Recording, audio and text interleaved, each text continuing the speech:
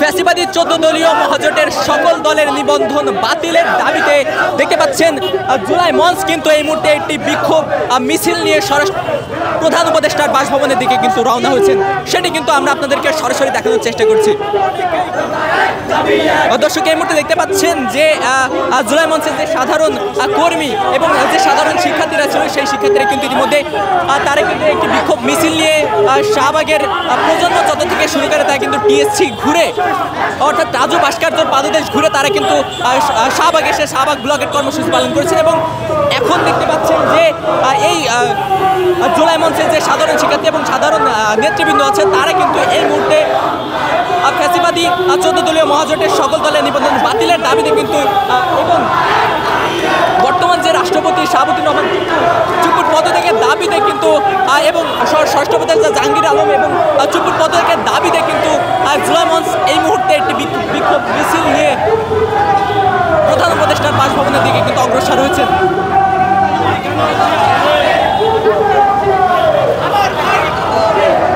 দর্শক, আমরা এখানে উপস্থিত সাধারণ শিক্ষার্থীদের সাথে কথা বলার চেষ্টা করবো এবং জানার চেষ্টা করবো আসলে তারা কি চাচ্ছেন এবং তারা কি বলছেন।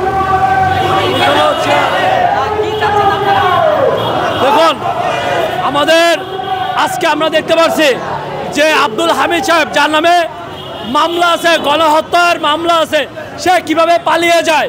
তাকে পালাইতে এই রাষ্ট্র বর্তমান ইন্টারিম গভর্নমেন্ট সহযোগিতা না করলে কোনোভাবেই আব্দুল হামিদ বাংলাদেশ থেকে পালিয়ে যেতে পারে না।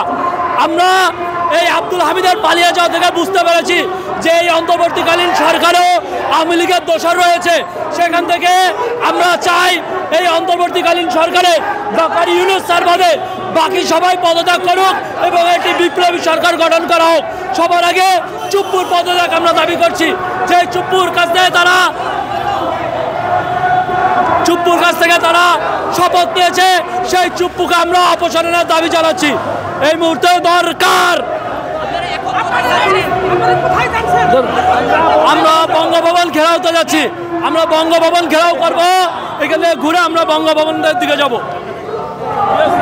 দর্শক, এই মুহূর্তে দেখতে পাচ্ছেন বর্তমান রাষ্ট্রপতি শাহাবুদ্দিন রহমান চুপ্পু এবং এই এখানে উপস্থিত শিক্ষার্থীরা যেমন বলছেন যে এই বিপ্লবী সরকারের ভিতরে আওয়ামী লীগের কোনো দোসর থাকতে পারবে না এবং আওয়ামী লীগের কোনো দোসরকে তারা দেখতে চায় না।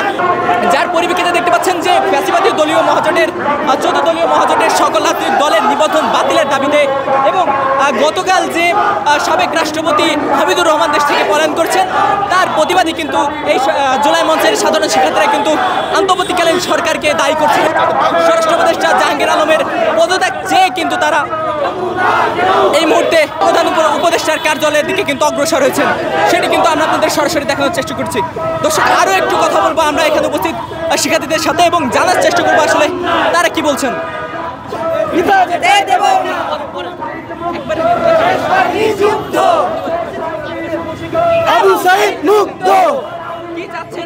আমরা চাচ্ছি এখন অবিলম্বে এই সরকারকে পুনর্গঠন করে জাতীয় সরকার বা বিপ্লবী সরকার গঠন করতে হবে এবং চুপ্পুর অবিলম্বে পদত্যাগ করতে হবে।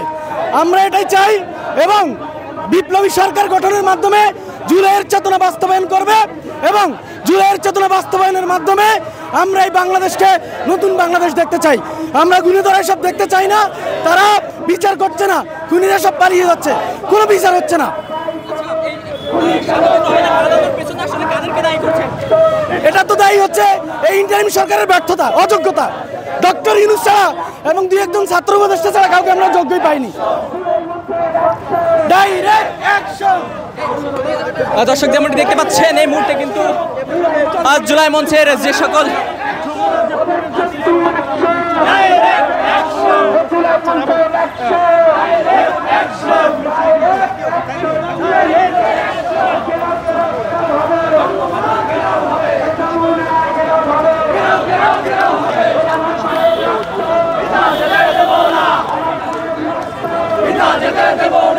জুলাই মঞ্চের যে বিক্ষোভ মিছিল, সেই বিক্ষোভ মিছিলটি কিন্তু এই মুহূর্তে সংগঠিত হচ্ছে। সেটি কিন্তু আমরা আপনাদেরকে সরাসরি দেখানোর চেষ্টা করছি।